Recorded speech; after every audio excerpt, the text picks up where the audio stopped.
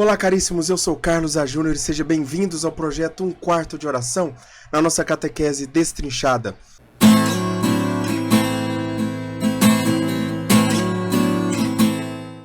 Hoje nós continuamos falando sobre o oitavo mandamento, a segunda parte do oitavo mandamento, não levantar falso testemunho. E já quero convidar você a se inscrever no canal, deixar o seu like, compartilhar esse vídeo com outras pessoas, assistir o vídeo até o final. E deixa também o seu comentário sobre o que você está achando de todas essas aulas aqui. E quero desejar Feliz Natal a todos vocês, né? Desejar que o ano que vem seja um ano repleto de muitas graças, de muitas bênçãos e principalmente de muito estudo, de muito Deus nas nossas vidas, muitas bênçãos nas nossas vidas. Feliz Natal para você e para toda a sua família. Nós estamos chegando no fim do nosso curso. Serão quase 2 anos, né? Se cumprirão quase 2 anos de curso. Aqui serão 100 vídeos. E logo em seguida, nós, como eu já disse nos outros vídeos, nós começaremos um outro curso que é, de certa forma, um prolongamento, a continuação. Então, primeiro entendendo toda a fé cristã, agora entendendo como viver a perfeição da vida cristã, que é o nome do nosso curso, da próxima etapa, né? Do próximo curso, que é a perfeição da vida cristã. Na verdade, é baseado naquele livro Teologia Ascética e Mística, do Adolphe Tanqueray. E eu dividi esse curso em 2 partes, né? O livro ele é dividido basicamente ali em 2 partes. A primeira parte fala sobre essa perfeição da vida cristã, sobre essa vida sobrenatural, e depois ele vai falar sobre as 3 vias espirituais, das 3 vias de conversão do ser humano. O ser humano, ele costuma passar, o santo, né, ele costuma passar por 3 conversões na sua vida. E nós vamos meditar sobre esse curso. Então, o primeiro curso é sobre a perfeição da vida cristã e o segundo sobre as 3 vias espirituais, a purgativa, iluminativa e unitiva. Tá bom? Mas antes vamos continuar o nosso conteúdo de hoje aqui, então. Já se inscreve no canal aí e já curte esse vídeo porque vai valer muito a pena, como tem valido todos os outros vídeos aqui. Bom, então como nós falamos, tudo nesse mandamento é em respeito à vida. Aliás, é em respeito à verdade. Tem a ver com a verdade. Nós elaboramos um grande e profundo pensamento sobre o que é a verdade, sobre quem é a verdade, sobre como a verdade deve ser defendida e quais são as ofensas à verdade. Hoje nós vamos falar o respeito pela verdade, que nem sempre nós, e já vamos começar assim, nem sempre nós devemos falar a verdade. Existem casos que nós não precisamos falar a verdade, né? A gente vai ver que isso é real e acontece todos os dias na nossa vida e nós não somos obrigados a falar sempre a verdade. Não temos um direito absoluto de falar a verdade, ou seja, se eu sei uma verdade, eu não tenho o direito de falar ela. Devemos conformar a verdade com o amor fraterno. Então, ou seja, a verdade sem caridade, sem uma caridade fraterna, ela não pode acontecer. Ela precisa ser acompanhada de uma caridade, de um amor fraterno. Às vezes convém revelar a verdade, às vezes não convém revelar. Existem situações que nós vamos perceber que não convém revelar a verdade. Isso aqui eu não estou falando de mentira, eu estou falando de não revelar apenas, né?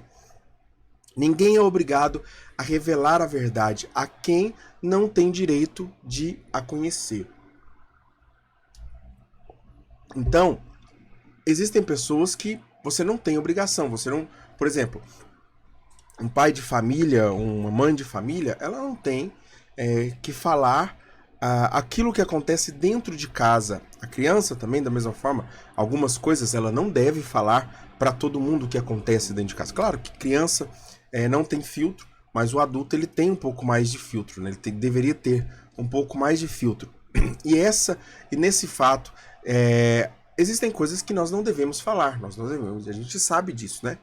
Existem muitas coisas que a gente não precisa falar. O que pesa em falar ou não a verdade? Em falar ou omitir a verdade? Primeira coisa, como eu já disse, é a caridade. Depois, o respeito pela verdade. Eu estou falando pela verdade mesmo ou por ego meu? né? O bem e a segurança do outro. Quando eu falar a verdade, eu vou causar uma segurança ou uma insegurança na vida do outro, no sentido de que eu vou colocar a vida dele em risco. O respeito pela vida privada, ou seja, uma pessoa fez alguma coisa no seu particular, no seu privado. Você não tem o direito de revelar aquilo da vida privada dela para outras pessoas, para terceiros. O respeito também pelo bem comum. O que revelar a verdade vai causar em relação ao bem comum? E também evitar os escândalos, caso você revele a verdade e leve outras pessoas a pecar.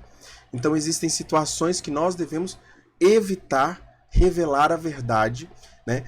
E quando revelá-la, revelar para as pessoas certas, né? Não revelar para todo mundo, revelar para aqueles que podem ajudar, não para aqueles que podem atrapalhar ou para aqueles que vão simplesmente julgar a verdade. E aqui nós temos também, nós já falamos na confissão, né? No sacramento da confissão, no sacramento da penitência, nós falamos sobre o sigilo do sacramento da reconciliação, da penitência. O sigilo do sacramento da reconciliação é sagrado e não pode ser revelado sob pretexto nenhum. Então, não existe pretexto para que o padre revele algo que foi confessado a ele no sacramento da penitência, certo? Na confissão. Então, se um penitente for lá, confessou algo para ele, ele não tem nem ao menos o direito de expor implicitamente, ou seja, por meio de códigos, ou que dê a entender que a pessoa vai conhecer, que a pessoa vai saber ou quem fez alguma coisa, né? Então, o padre deve ter sigilo total, sigilo sacramental. O sigilo sacramental é inviolável, pelo que o confessor não pode denunciar o penitente, nem por palavras, nem por qualquer outro modo, nem por causa alguma. Então, pessoas estão correndo risco. Infelizmente, o padre não pode se submeter a falar isso. E ele está resguardado pela lei disso. Os segredos profissionais. Devem ser guardados os segredos profissionais conhecidos por políticos, militares, médicos, juristas, etc. Pessoas desses cargos, né? Mas às vezes desses cargos. Então, por exemplo, um político ele tem alguns segredos que realmente fazem parte da. Eu não estou falando aqui de corrupção, estou falando de segredos mesmo, segredos do próprio Estado, segredos militares também, segredos de médicos também, né? Reservar-se a vida privada do paciente e tudo mais, né? Coisas que possam envergonhar o paciente ou qualquer outra coisa, os juristas também, os advogados e tudo mais, etc. Só devem ser revelados em caso de colocar em risco grave a vida de alguém. Então alguém está em risco, né? E a pessoa sabe de alguma coisa que pode colocar a vida da vida da pessoa em risco, né? Pode salvar a vida dela, melhor dizendo. Se ele revelar, então ele deve revelar isso. Seja se for a pessoa que confiou o segredo, seja a pessoa que recebeu o segredo, ou seja, o médico, o militar, o político e assim por diante, seja um terceiro, seja uma outra pessoa também, ou seja, qualquer pessoa que tenha a vida em risco, certo? Se a revelação da verdade for evitar danos graves, então o segredo deve ser revelado. Ou seja, vai evitar. Se eu falar, eu vou evitar danos graves. Então eu devo revelar esse segredo. Caso não tenha essa questão de evitar danos graves, então não preciso. Mesmo que não tenham sido confiados sob sigilo, as informações particulares prejudiciais a outrem não devem ser divulgadas sem uma razão grave e proporcionada. Ou seja, informações particulares prejudiciais a outrem não devem ser divulgadas sem uma razão grave. Então, só em caso de situações graves. e os segredos revelados pelos meios de comunicação. Os meios de comunicação, e nós vamos falar um pouco mais na próxima parte também, os meios de comunicação, eles devem guardar uma justa proporção entre comunicar pelo bem comum e respeitar os direitos particulares. Ou seja, ele não tem o direito de comunicar tudo. Ele não tem o direito de comunicar todas as coisas. Ele simplesmente tem o direito de comunicar aquilo que é para o bem comum, mas respeitando. Então ele tem que fazer sempre essa dosagem, né? Infelizmente, os meios de comunicação hoje não fazem isso, né? E aqui eu não estou falando meios de comunicação só jornalismo, mas eu estou falando qualquer outra pessoa hoje, por exemplo, que tenha um Instagram, ela já é um meio de comunicação, né? Você vê aquele caso da mulher, né? Eu falei no vídeo anterior, mas aí depois foram surgindo outras informações da mulher da janela, do avião e tudo mais, tal, né? Depois eu fiquei sabendo que foi uma terceira pessoa que divulgou, que não tinha nada a ver com o caso, que estava no avião, mas não foi a mãe que divulgou, a mãe da criança que divulgou, a criança nem foi mimada, a mãe nem foi desleal ou pediu, entende? E você vê que foi desproporcional o revelar a história e tudo mais e colocar as pessoas contra, seja a mãe, seja a pessoa, aquela mulher da janela. E assim você vai percebendo que revelar, às vezes, a verdade pode causar danos graves para as pessoas. Pode mudar a vida das pessoas, né? Para bom ou para ruim, enfim. Não cabe a nós julgarmos. Não cabe a nós julgarmos. A vida privada não pode ser exposta de qualquer forma, principalmente se causar danos irreversíveis. Aqui eu já vi casos, por exemplo, de uma pessoa, eu tava me lembrando esses dias, pessoa que foi acusada de estupro por uma criança, só que essa criança foi induzida pela mãe a denunciar o estupro. Na verdade, não houve crime. E aí o jornal divulgou o nome da pessoa, divulgou onde ele morava, a população foi lá e destruiu a casa dele. No dia seguinte a criança revelou, falou que não tinha sido nada disso, não tinha acontecido isso, e aí o cara ficou com prejuízo, teve que arcar com o prejuízo, infelizmente, né? Fora a agressão que sofreu e tudo mais. Então você percebe que a gente não pode... A gente tem o direito de manter a verdade, né, quando nós temos a verdade, mas nem sempre nós temos o direito de falar. E não falar de qualquer jeito também, certo? Os meios de comunicação não devem entrar na vida de pessoas públicas caso atente contra a intimidade e liberdade delas. Ou seja, pessoas públicas, elas têm somente o que é público revelado. Ou seja, o trabalho dela, aquilo que leva ela a ser público, aquilo que ela mesmo revela, apresenta, expõe. Aquilo que ela não expõe e que ela não quer expor, os meios de comunicação eles devem se resguardar a isso, principalmente quando convém a intimidade e quando convém a liberdade das pessoas. Se tira a intimidade ou se tira a liberdade das pessoas. Um caso que a gente pode lembrar é o caso da princesa Diana, né? A princesa Diana, acho que era assim que falava, agora até esqueci, faz tanto tempo que a gente não fala dela, né? Mas é um caso que foi assim, foram paparazzis que estavam perseguindo ela, e o motorista também estava correndo e tudo mais, e houve um acidente e ela veio a falecer. Meios que apontam crimes também, por exemplo, esses jornais sensacionalistas que falam assim, fulano de tal foi preso usando droga, não sei o que, papapá, traficando, qualquer coisa assim e tudo mais. Você vai perceber que esse tipo de jornalismo, muitas vezes ele cai nesse pecado, que é um pecado, o pecado da maledicência, porque você não dá ao outro liberdade para se defender e tudo mais. Correto? Então nós chegamos ao fim da primeira dessa parte sobre o respeito pela verdade, ou seja, quando nós devemos respeitar a verdade. Aqui não está dizendo que a verdade deve ser dita. A verdade deve ser respeitada. Então, o respeito dela pode ser, às vezes, não ser dito. Respeitar a verdade pode ser, muitas vezes, não dizer a verdade, omitir a verdade mesmo. O uso dos meios de comunicação social. O dever das mídias sociais. Os meios de comunicação avançaram muito nos últimos anos. E isso aqui, ó, isso é o catecismo falando lá em 1985, 86, né? Hoje já tem quase, o catecismo tem quase 40 anos. E nós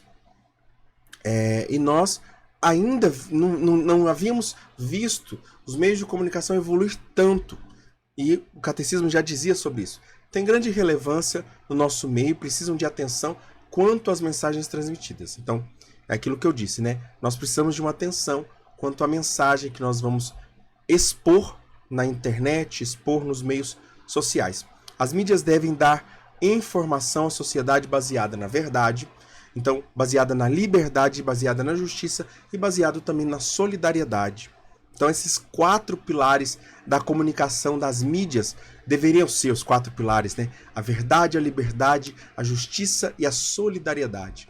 Esses deveriam ser os 4 pilares dos meios de comunicação, até mesmo do Instagram, do seu Instagram também, da forma como você expõe as pessoas. Então, surge um caso, você já vai lá e expõe, fala assim, não, fulano fez isso mesmo e tudo mais. De repente, passa a situação e a pessoa descobre que não fez, e você passou ali de uma pessoa mentirosa, ou de uma pessoa que não cumpriu com a verdade, não respeitou a verdade. Uma comunicação sempre deve ser verídica, respeitosa, justa, caridosa, completa, honesta, conveniente e digna. Então, você deve viver a verdade, esse respeito, essa justiça, a caridade deve ser completa, ou seja, deve ser completa naquilo que lhe cabe, né, naquilo que é importante saber. Também deve ser honesta, deve haver honestidade, sem duplicidade, sem joguinhos. Também deve ser conveniente, convém falar a verdade, não convém falar a verdade, e deve ser, principalmente, também digna, certo? O dever da sociedade em relação aos meios de comunicação. Que nós falamos sobre os meios, as mídias sociais. Agora nós vamos falar sobre a sociedade. A sociedade também deve cumprir com seus deveres de justiça e verdade. Utilizar dos meios de comunicação social no sentido de concorrer para a formação e difusão de uma reta opinião pública. Ou seja, a população, ela deve, no sentido de concorrer para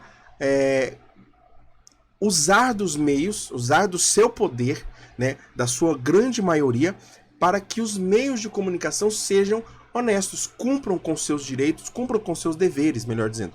Cumpram com seus deveres, respeitando a verdade, respeitando a liberdade, respeitando a dignidade do outro, respeitando a intimidade do outro. A sociedade deve viver essa solidariedade que é consequência de uma comunicação verdadeira e justa.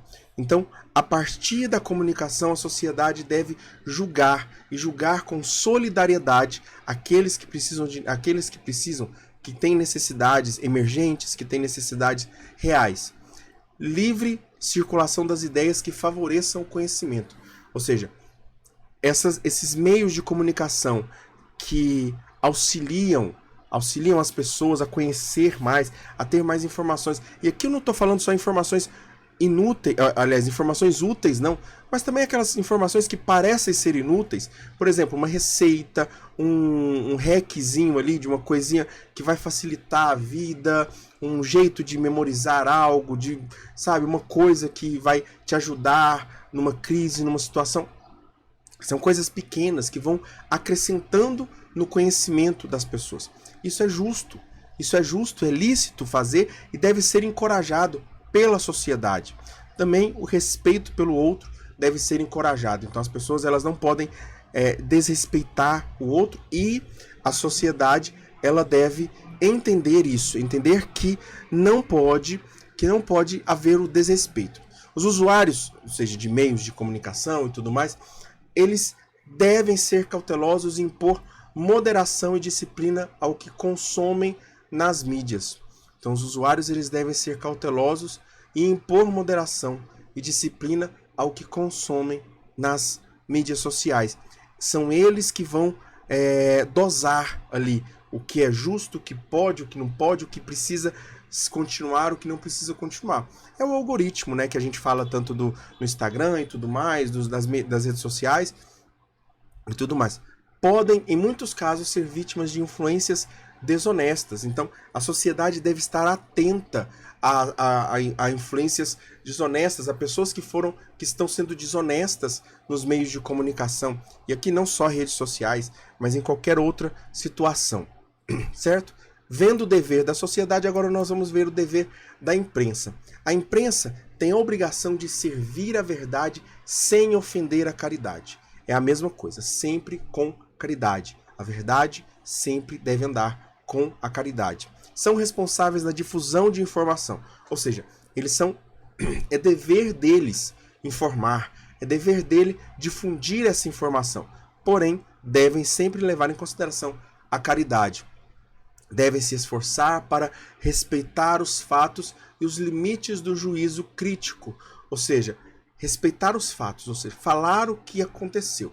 Não acrescentar e nem diminuir os fatos, e nem minimizar os fatos, nem caricaturizar, acho que é assim, caricaturar, talvez essa seja essa palavra que eu estou querendo falar, fazer uma caricatura dos fatos ali, da informação, e também colocar os limites do juízo crítico, né? Ou seja, não criticar o suficiente, nem deixar que os outros critiquem, julguem.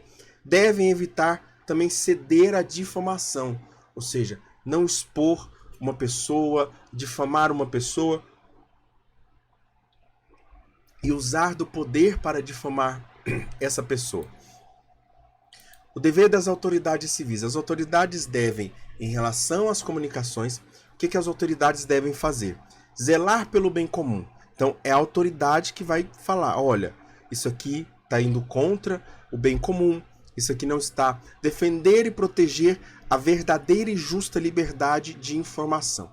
Defender e proteger a verdadeira e justa liberdade de informação. Ou seja, as autoridades elas são obrigadas a levar e viver, fazer viver a liberdade de informação.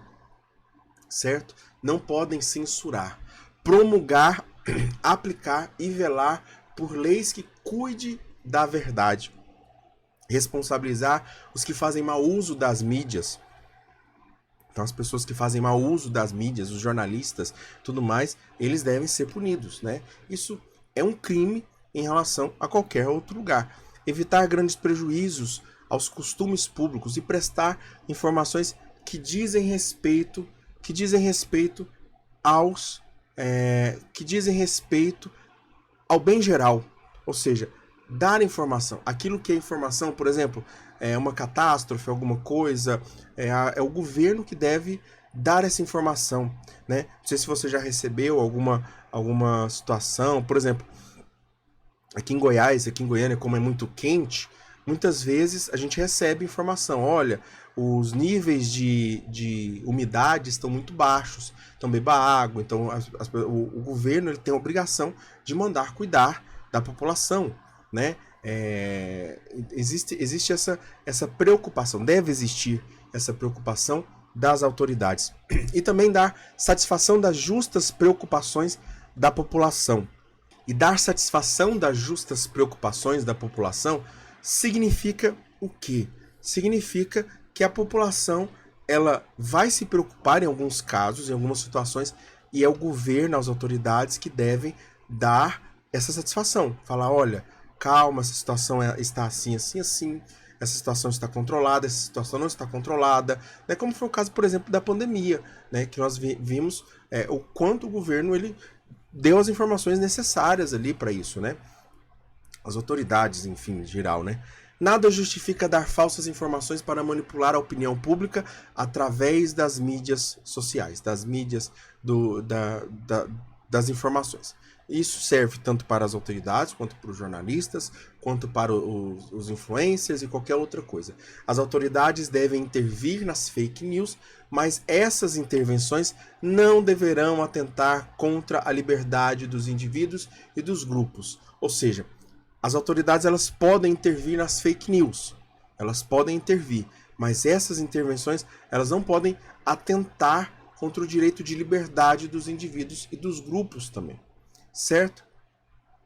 E em relação às ditaduras, o que a gente pode falar? Claro que ela é condenável a manipulação que os governos ou que qualquer outra pessoa faça em uma ditadura, porque elas exercem um domínio político da opinião, né? Então você coloca uma opinião nas pessoas ou vela para que as pessoas não saibam da opinião verdadeira ou dos fatos verdadeiros, de certa forma.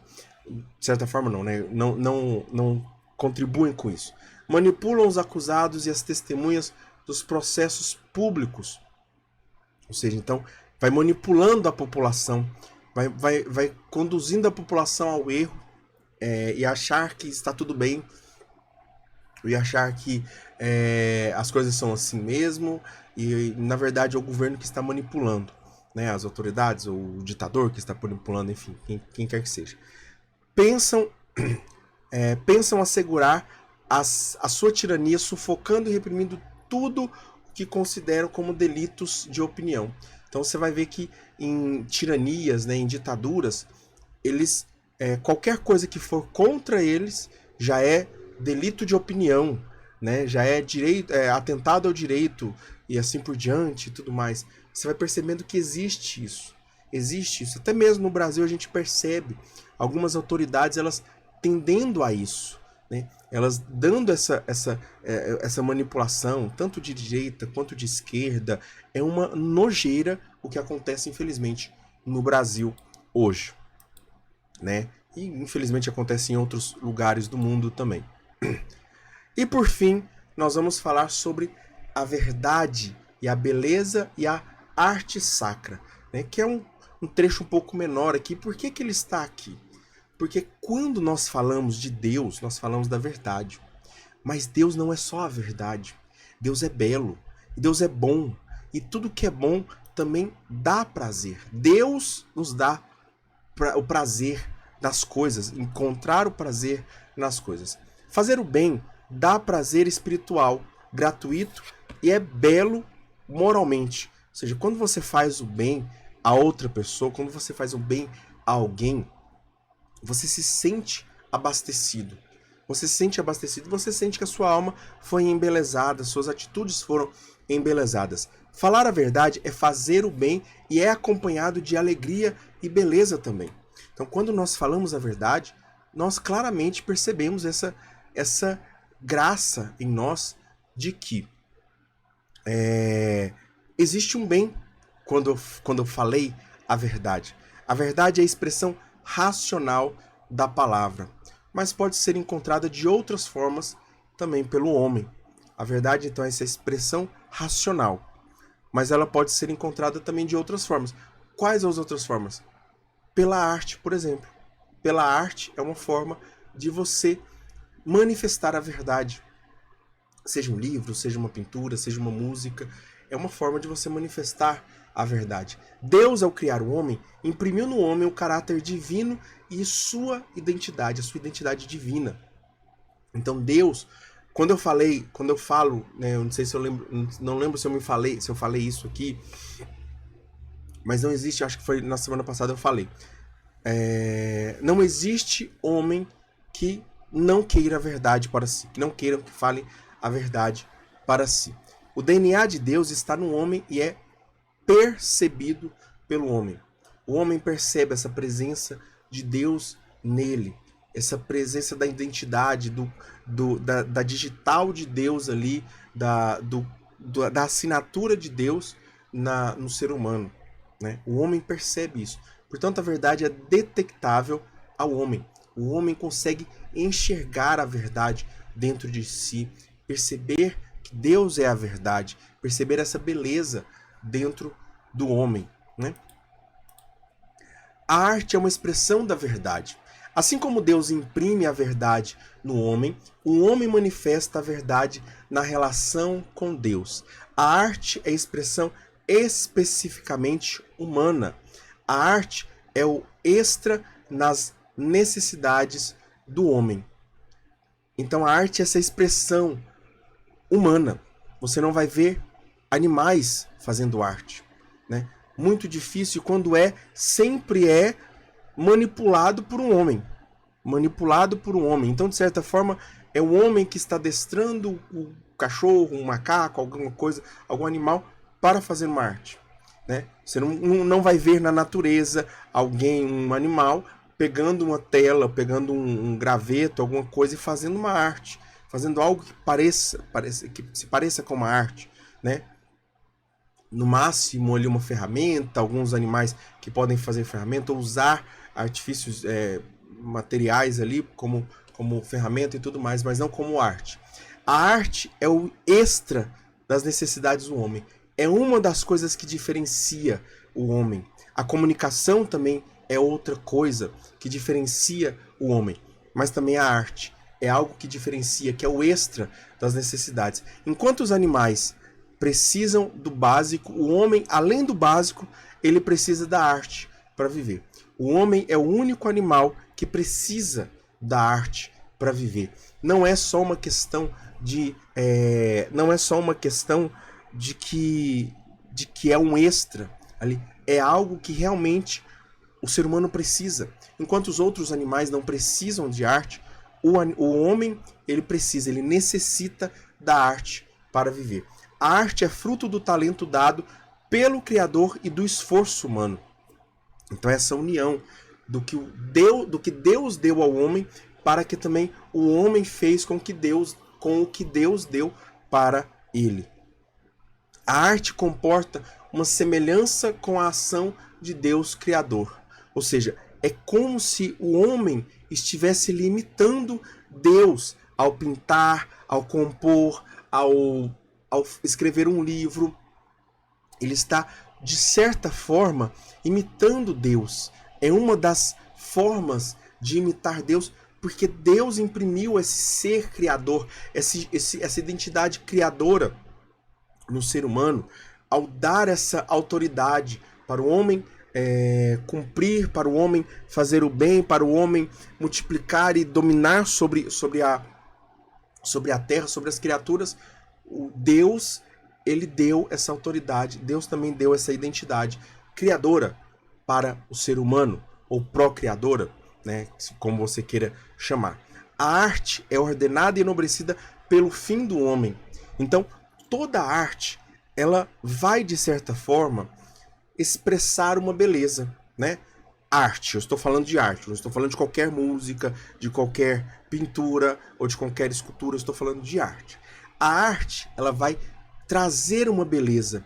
E quando a pessoa ela contempla aquela beleza, seja uma música, seja uma pintura e tudo mais, ou qualquer outra coisa, quando ela contempla essa beleza, ela contempla o céu. De certa forma, ela contempla esse desejo de paraíso dela, esse desejo que está no coração dela. E sobre essa arte, e sobre esta arte que aproxima o homem de Deus, que falaremos a seguir. Essa arte que aproxima o homem de Deus, ela se chama arte sacra. Então aqui nós estamos falando de uma arte genérica, né, qualquer outra arte, mas a arte sacra também ela é importante. Para nós finalizarmos o conteúdo de hoje, e na semana que vem já entramos no 9º e depois no 10º mandamento. A arte sacra tem a vocação de evocar e glorificar o mistério de Deus. Então, o que a arte sacra ela vai fazer? Ela vai levar o homem até a fé, né? Glorificar Deus por meio do homem, chamar Deus através da fé, da adoração, na beleza, na verdade, no amor e em Cristo. Todas as coisas elas estão em volta de Cristo. Todas as artes elas estão em volta de Cristo. Desde uma oração a Nossa Senhora, uma música, a um livro, um livro sacro, uma pintura, tudo ali deve estar. E eu estou falando de coisas sacras, né? Porque Cristo é o centro da sacralidade, é o centro da religiosidade, é o centro da fé. A arte sacra ela leva o homem a essa adoração, né? O objetivo da arte sacra é levar o homem à adoração, à oração e ao amor de Deus. O objetivo dela, da arte sacra, é isso: levar o homem até Deus, através da oração, da adoração e do amor de Deus. E qual é o papel dos bispos na arte sacra? Os bispos devem velar e afastar, ou seja, eles devem dosar ali. Velar pela promoção da arte sacra, seja antiga ou nova e de todas as formas. Então, assim, tem muitas pessoas que dentro da igreja gostam de ser tradicionalistas e gostam de dizer sobre liturgia e tudo mais e tal, mas é papel do bispo, um dos papéis do bispo é dizer, falar assim, olha, essa música aqui, ela serve para a liturgia, ela deveria servir para a liturgia, e principalmente incentivar que as pessoas façam músicas, artes que sejam litúrgicas, né? Por exemplo, uma imagem de um santo, uma imagem de alguém uma imagem de um santo, ou talvez um livro. Então, tudo deve ser corroborado, deve ser promovido pelos bispos, pela arquidiocese, né? Quando a arquidiocese entende que aquilo ali deve ser promovido. Ou também, né, o papel dos bispos é afastar da liturgia e dos lugares de culto tudo que não for conforme com a verdade da fé e a autêntica beleza da arte sacra. É o bispo dizendo, olha, isso aqui não é litúrgico, isso aqui não convém para a igreja, isso aqui não convém para o culto de Deus, isso aqui não convém para a sociedade, isso aqui não convém para o povo de Deus. Né? E da mesma forma, ele dizer isso, né? Ah, mas tal música tem esse ponto aqui. Por exemplo, um dos pontos que eu falo, né, que eu coloco para as pessoas, aquela música, a alegria está no coração de quem já conhece a Jesus e tudo mais. Aí ela lá tem uma parte que ela fala assim, ó, o sentimento mais precioso que vem do nosso Senhor é o amor que só tem quem já conhece a Jesus. O amor não é um sentimento. Então essa música está errada. Claro, a gente pode continuar cantando e tudo mais, não tem problema. O que eu estou falando é que a gente precisa ter consciência de que ela está levando a um erro, certo? E ela não pode ser cantada em certos lugares, correto? Então, existem lugares para que as canções, para que as artes sejam promovidas, correto? Então, é isso. Finalizamos o nosso conteúdo de hoje. E agora eu quero te convidar a se inscrever no canal mais uma vez, deixar o seu like se você ainda não inscreveu, compartilhar esse vídeo, comenta aqui então, beleza, porque aí eu vou saber que a verdade, ela é essa beleza, e eu vou saber que você assistiu o vídeo até o final, tá bom? Mais uma vez, quero desejar Feliz Natal a todo mundo, né? Hoje, dia 26, que é o dia que está saindo esse vídeo, dia 26 de dezembro. Quero desejar Feliz Natal a todos e que o ano que vem seja o ano de muitas mais graças em nossas vidas. Louvado seja o nosso Senhor Jesus Cristo, para sempre seja louvado. Tudo por Jesus e nada sem Maria. Fiquemos selados na proteção do Deus que é Pai, Filho, Espírito Santo. Amém.